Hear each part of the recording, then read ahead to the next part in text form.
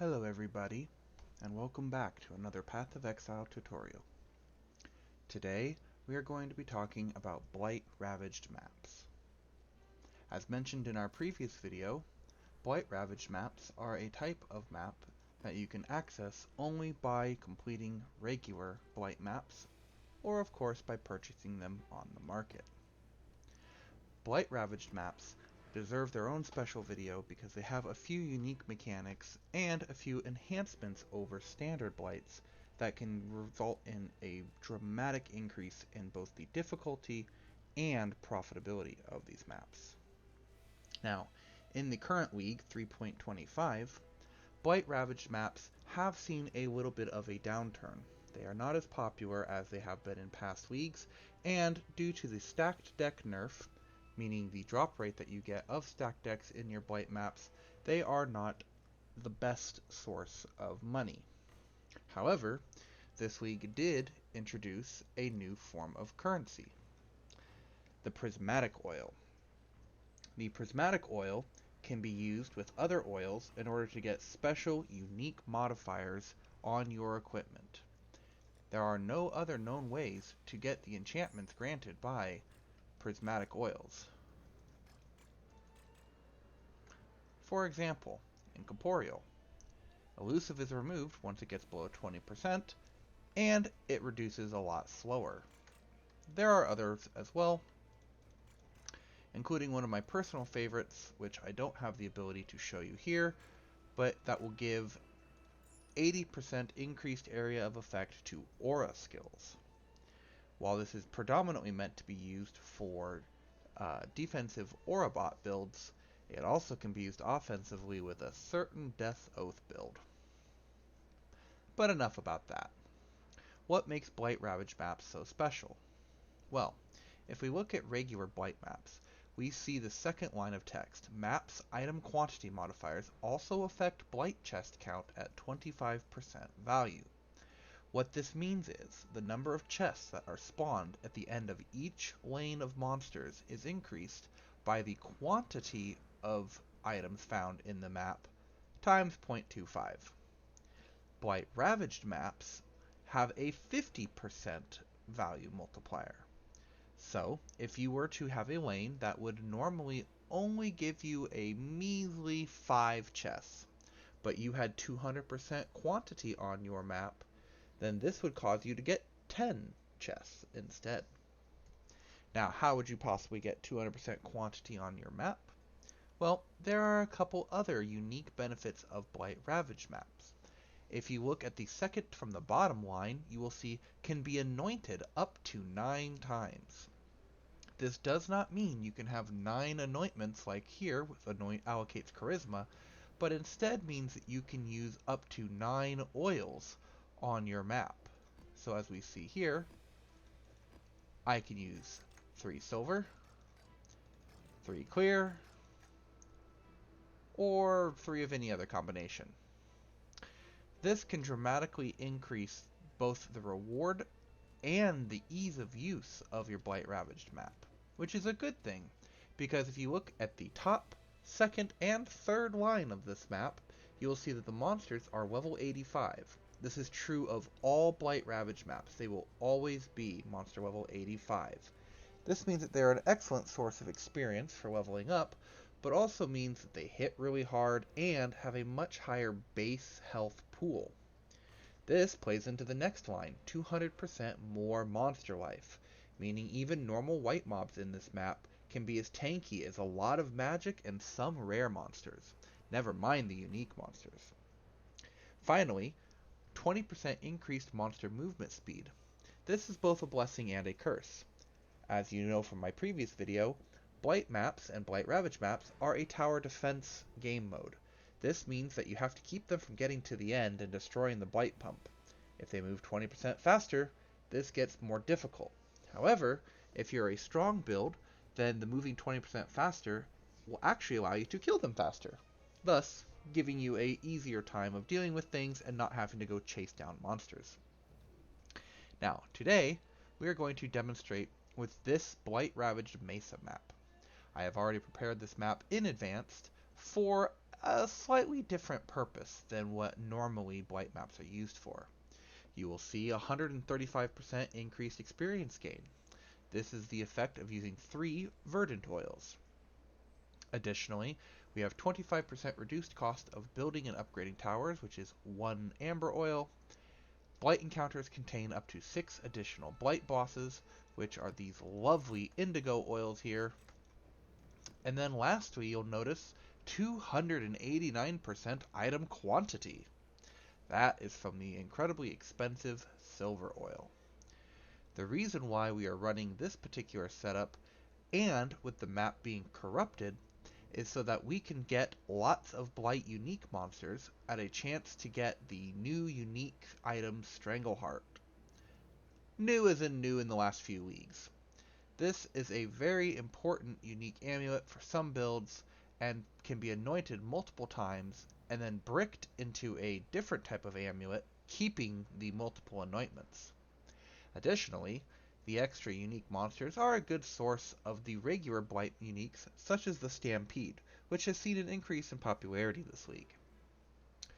The increased item quantity also will mean we will have a larger number of chests that have rewards, and can result in us getting a large number of oils, including the very special Tainted Oil, which at the time of recording, the Tainted Oil is going for, well, let's just say a lot. Yes, that is 253 chaos for 1 Tainted Oil. To buy it off the market is 300. That is almost 2 divines for 1 Tainted Oil. Tainted Oils are the only way to anoint a corrupted item. So if my amulet was corrupted and I wanted to put an anointment on it, I would have to use a Tainted Oil. For example, if I wanted to take a talisman and anoint the talisman, since it is always corrupted, I would need a Tainted Oil. Now, with that out of the way, we will go ahead and start this first one so you all can see how it goes. Now, it is important to note that just like with normal blight maps, most fragments do not work. You cannot use scarabs, you cannot use blood-filled vessels or any of that shenanigans. However, you can use sacrifice fragments and mortal fragments. You also can use, if you are so inclined, fragments of the Minotaur and fragments of enslavement and a few other ones as well. That will grant you 5% increased quantity for sacrifice, 10% increased quantity for all other fragments. Now, I do not have a full set of mortal fragments, so we will just be cheap and use the regular ones.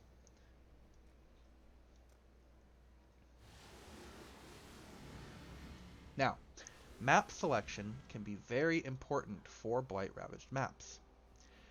Unlike previous leagues, the map that you are in has a change that has been made to the divination cards that can be found in the map. Now, we are currently in the Mesa map, which is right here. This map can drop the Fortunate Div card, 12 of which will reward you with 2 Divine Orbs. A pretty decent reward, all things considered. You also can get the Fox, which is not a very good reward.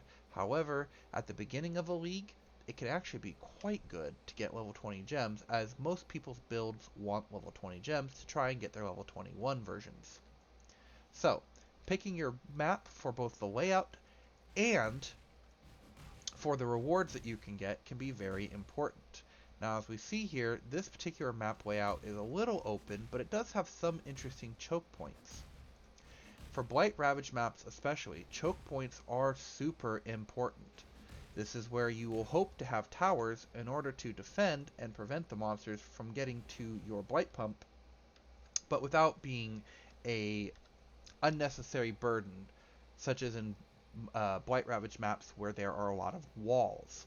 Walled off rooms cannot have their towers attack into those rooms unless it is in the doorway. Towers effectively operate as if they only can attack things with line of sight, with a few exceptions, such as in the chamber map that I can't remember the name of, where the walls basically look like prison cells. Those walls are not actually walls, and projectiles, including from towers, can go through and thus over them. Now, As a quick recap, for those of you who may have missed my previous Blight video, we want to make sure that our rings are anointed with the your meteor towers can create burning ground for 3 seconds on hit, and the your chilling towers freeze enemies for 0.2 seconds while they are affected by the beam. This trivializes most Blight content and can make it so that even the weakest of builds without weapons or spells will be able to do the content with relative ease.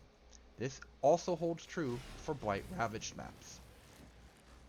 Now, unlike traditional Blights, where the moment you start the encounter, you immediately start placing towers, in a Blight-Ravaged map, it can oftentimes benefit you to instead go and look and see how your towers are actually spaced out. Now, as you can see here, while we do have a choke point here that we could build something in, we don't have a lot of towers going further back. Because of this, we're going to build a meteor tower right here, which will cover most of this area. We're going to build then a level 1 chilling tower here, and here, and then we're going to go ahead and start the encounter. Having a setup like this will ensure that we can start to get some early kills from the meteor tower while these monsters are frozen. Now my build benefits from monsters dying near me, as these monsters will explode. However, as you can see here, if the meteor chooses to not come in and kill them, then they can escape and get by. We do not have any more good tower locations. But here we do. We'll go ahead and build a stun tower here, and a freeze tower here.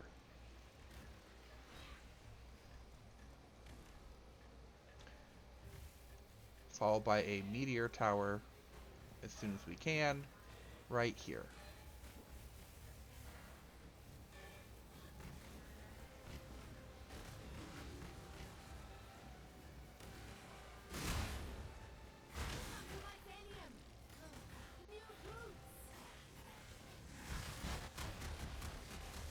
As mentioned also in my previous video, a skill such as Detonate Dead or Vol Detonate Dead can be incredibly impactful for controlling Blight maps.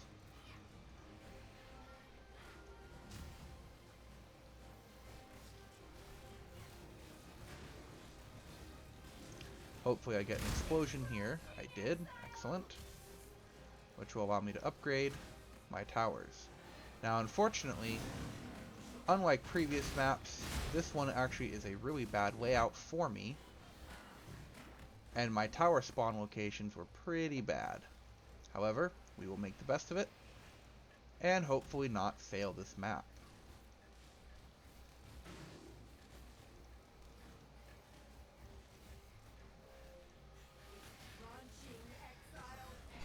My build can stand in front of the lanes most of the times. Oh, this guy got through. That is actually a very big problem. That is a very, very big problem. One more of those and we will fail the map.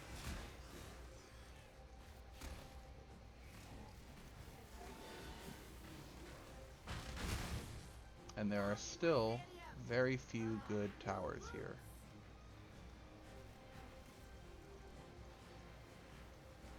Alright, let's go ahead and head down here.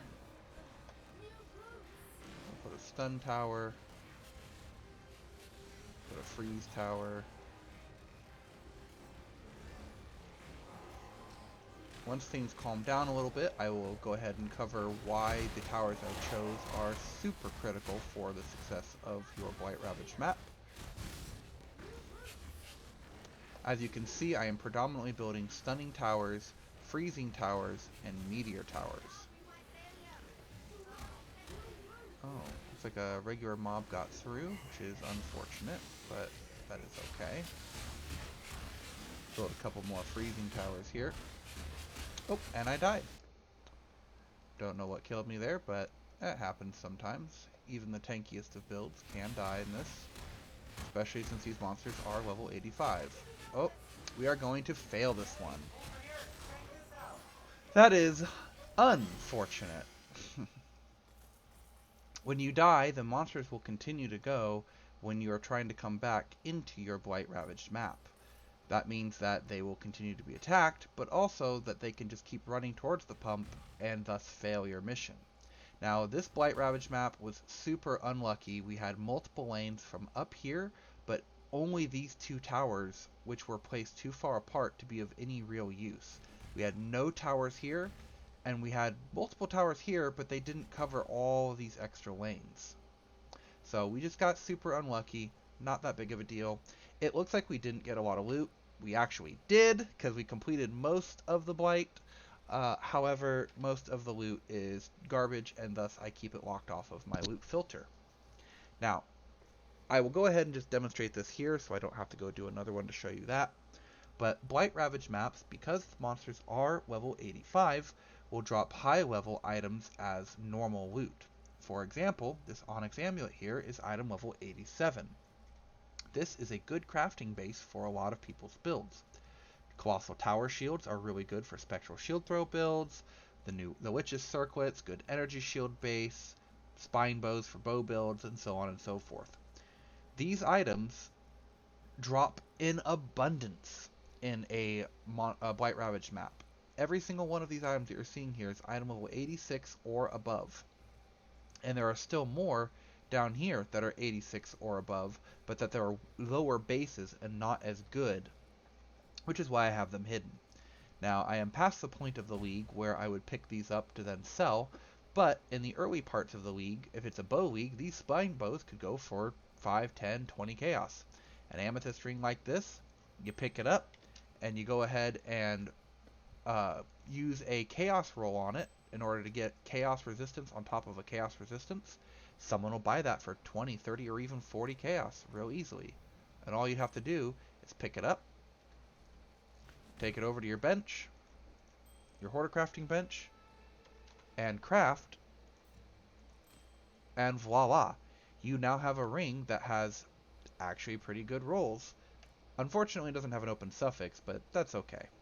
If it did have an open suffix, you could simply craft fire and chaos resistance on this ring, and all of a sudden you'd have a ring worth a divine.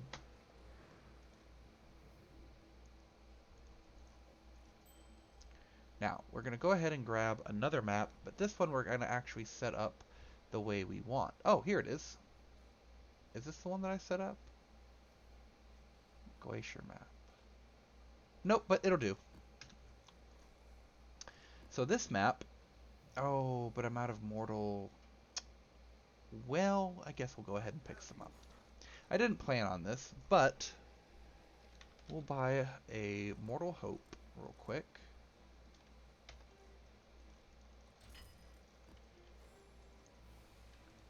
There we go. This map has a variety of items contained in chests, and 90 Blight chests are lucky. Normal Blight maps, you probably will not have 90 Blight chests, but Blight-Ravaged maps, you very easily can. So we're going to go ahead and try and complete this one, and if we do, you should hopefully get to see just how many chests that we have. Now these are a little bit more risky of maps, but I'm willing to take the risk. Glacier is a pretty good layout. However, the divination cards that you can get on it are less than ideal, we'll just say. The 2120 Cold Snap, Vol Cold Snap, is a pretty neat one, but I've never seen one.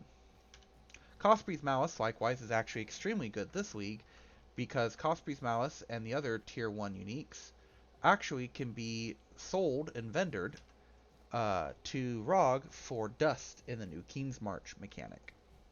Now, like always, we will look to see what the pathways that the towers could take are. So we're going to go down here.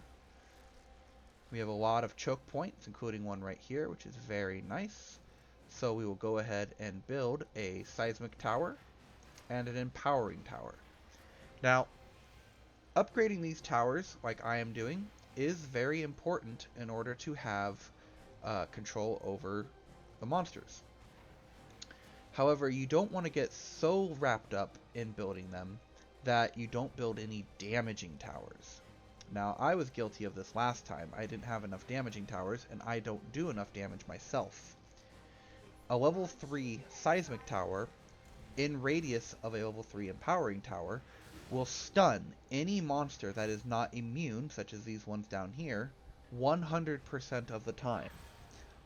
Unless, of course, that monster happens to be immune to stun on the map itself, such as cannot be stunned, or a few other niche cases, like such as they have energy shield or, you know, stuff like that.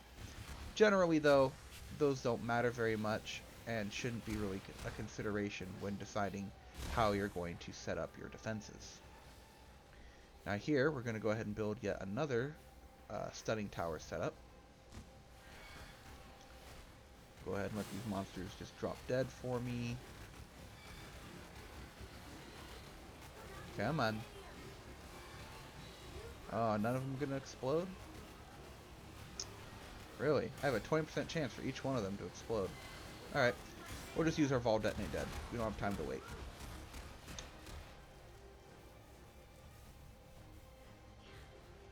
Now, we do not have any up north just yet, so we don't have to worry about that. And this stunning tower, fortunately, covers all of the lanes, so we don't have to worry about that either. As before, we're going to go ahead and build a fire tower. Just use our Vol Detonate Dead to try and get rid of some of them.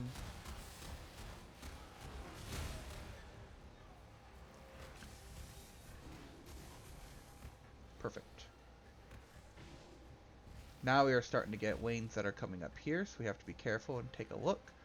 Looks like it's a pretty bad way out. So we're going to go ahead and put a stunning tower. Ooh, glad I waited. We'll put a stunning tower here and an empowering tower. And then we'll put a freezing tower here, and this will be a meteor tower when we get the means. Now, unfortunately, this is not a level 3 tower just yet, so these monsters could make it through. So we're just going to stand here and body block them. Perfect.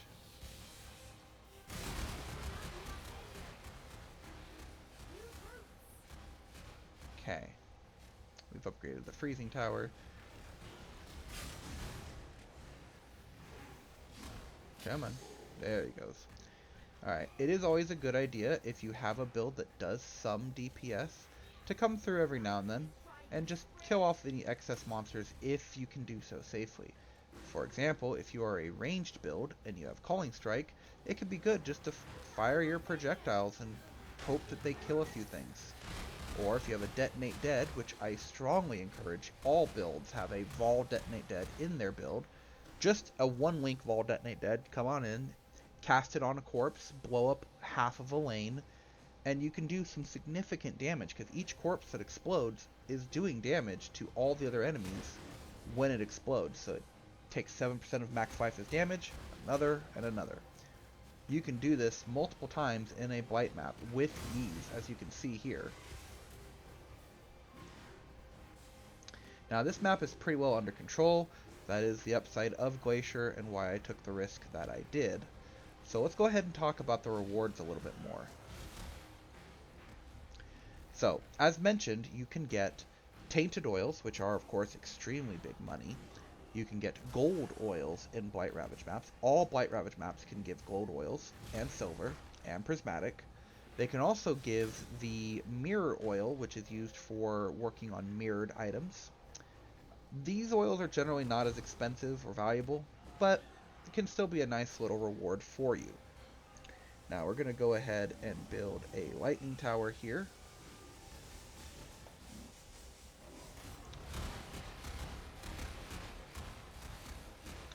To help speed things up, we're going to build a couple of these with another meteor tower. These sniper towers are okay towers, however they're nowhere near as good as meteor towers, but they're pretty good against dealing with bosses that are immune to fire damage, because the meteor tower's biggest source of damage is, and remains, the actual impact of the meteor. Well, if the monster is immune to the fire damage component, then the meteor itself cannot damage them. Only the burning ground can. And on a Blight-Ravaged map, when they have that much extra health, taking them down with just burning ground will take forever. Now, it is also important to note, when you build your tower defenses, it is always a good idea, after you have your initial lanes covered with overlapping stun and freeze towers, so tier 3 stun towers like this, and then freeze towers behind them, to build one freeze tower as close as you can to your pump and upgrade it into the Glacial Cage Tower.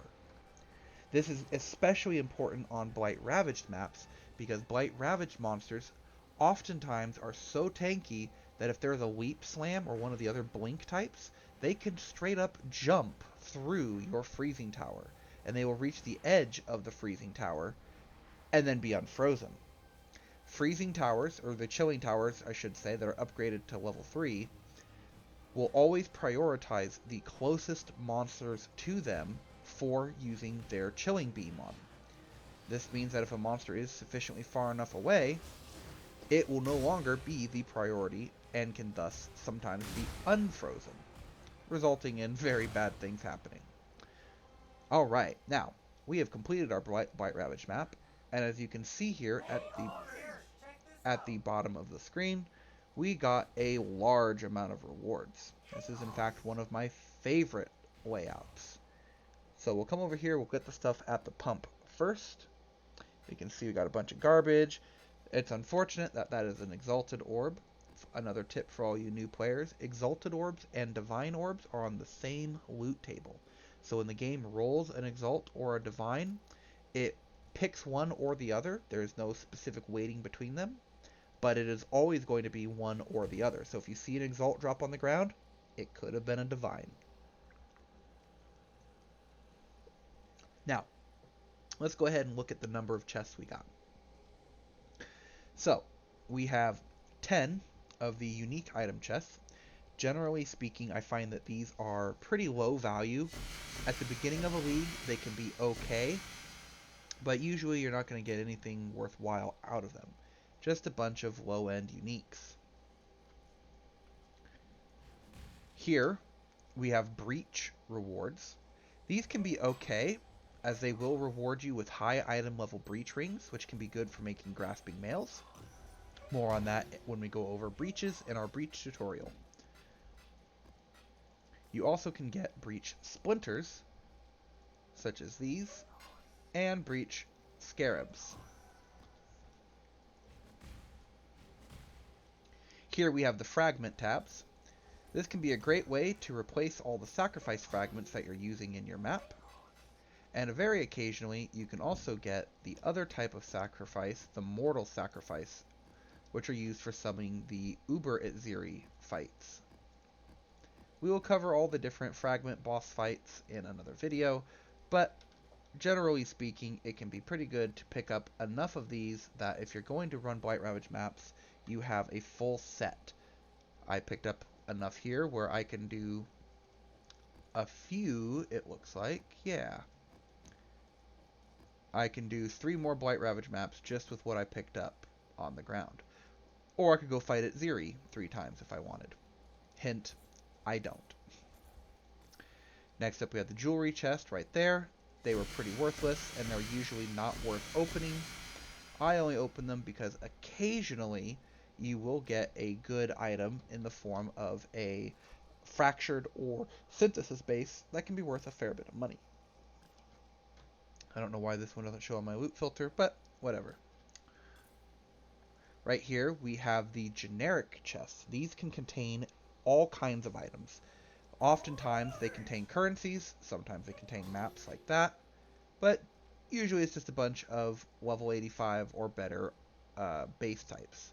Again, early on in the league, all of these base types, two-tone rings, opal scepters, these are all crafting bases people will want and will pay for. They won't pay a lot, but you go complete one Blight-Ravaged map on day 1 of a league somehow, like you get your hands on one, that is multiple divines and bases that you just throw in a quad tab for 5 chaos each, and they will sell like hotcakes. That was an armor one, not really worth anything. Here we have an armor one and an essence. Now, essences in Blight maps, regardless of whether they're Blight-Ravaged maps or regular high-tier Blight maps, will always be screaming.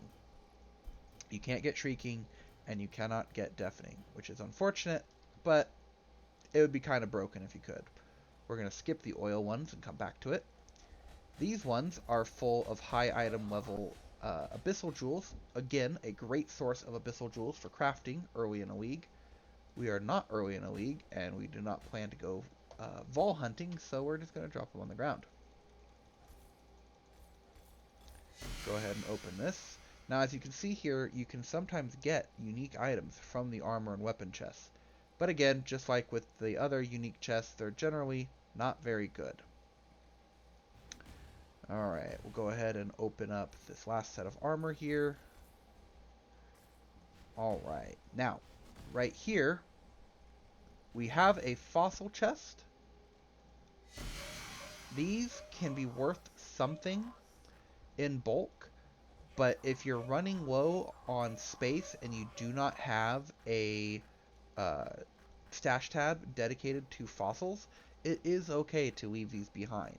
It will cut into your profit just a little bit, but it's better to cut into your profit a little bit than to have no space for the good chests. Now, as you can see here, we have 30 currency chests. These are pretty good, and oftentimes will contain Exalted Orbs, Divine Orbs, Chaos Orbs, and Vol Orbs. I don't know why that's showing on my loot filter, but hey, nobody's perfect. Alright, so we didn't get anything really good from this. What about the oils? We got a bunch of low-tier oils. I hide most low-end oils on my loot filter. However, if it is early in the league, you should have all of these oils set to show up, because once again, early in the league, people need these oils.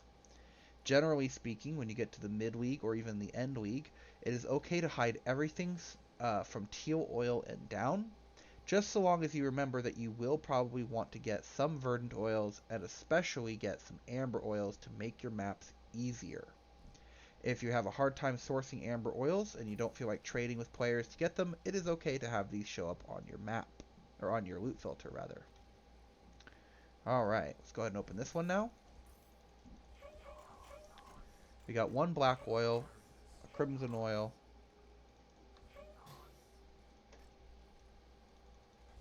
from this one we got no good oils, just a violet oil. From the currency one,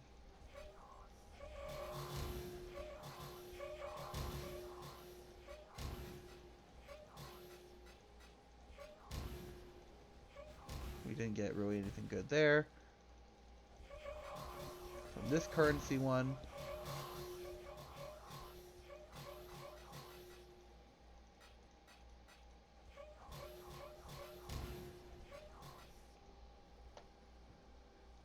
yeah, we'll just get rid. You know what? We do want the rings.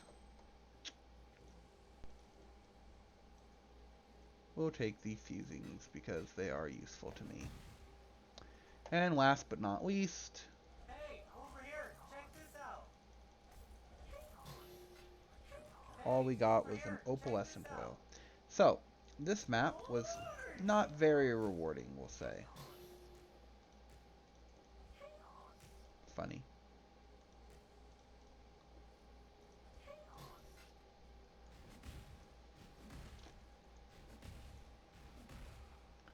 But that is the RNG that you get when you do these. Sometimes you get some good stuff, sometimes you get some bad ones. This map was a total investment of about 30 or 40 chaos for the map, depending on when you buy them. Let's see, a black oil currently goes for 6 chaos. All these scarabs combined are probably about another 5 to 6 chaos. The Vol orbs aren't much. We got about 20 actual chaos. I'm not going to bother pricing the scarabs.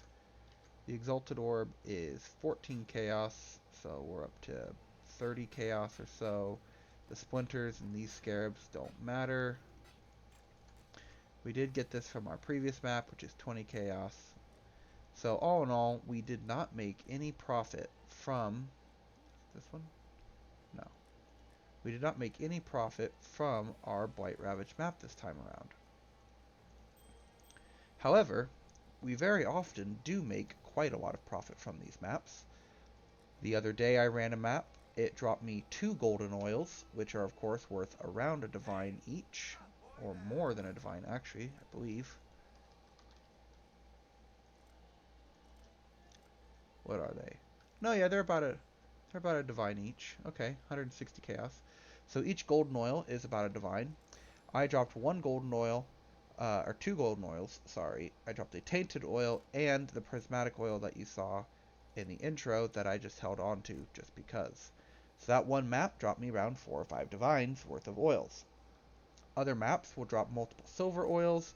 Sometimes you'll just get the smaller oils, which don't really matter all that much. And a lot of times you'll have chests that will just straight up drop lots of currency. Lots of chaos, occasionally divine orbs, multiple divine orbs, etc. The important thing to note when you are running your Blight-Ravaged maps is the higher the item quantity that you can get on the map, the better. So, in this one, we have 352% increased quantity of items found in this area. This is really good. That means 175% increased quantity of the chests in each lane. This can go higher. If this was an 8 mod Blight-Ravaged map, which we will go ahead and get one of those pulled up here so that people can see. 1 second.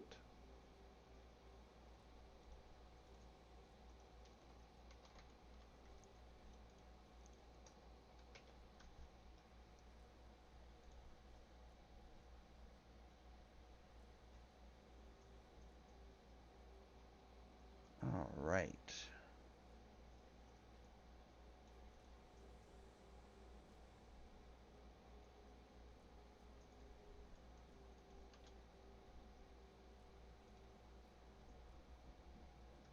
Here we are.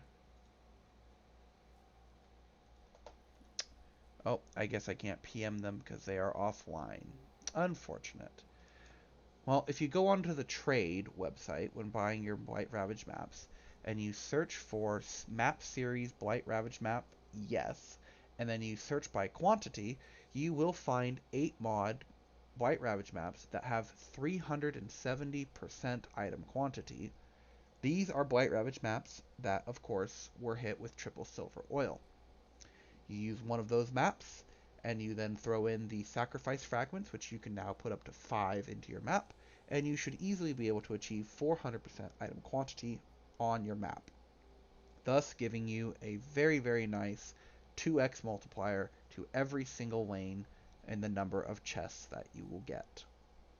Sorry, not 2x multiplier, my bad, 3x multiplier. So if a lane had 5 chests, it will have 15 chests. This will dramatically increase the likelihood of you getting good rewards. As I mentioned before, this particular map was actually just really unrewarding and very unlucky, even having 90 chests being lucky and re-rolling their content. That is all I have for you for today. I hope you guys enjoyed. Stay tuned for the next one, and of course, if you have questions, please leave them in the comments. I will get back to you as quickly as I see your comments. Thank you so much, and have a good day.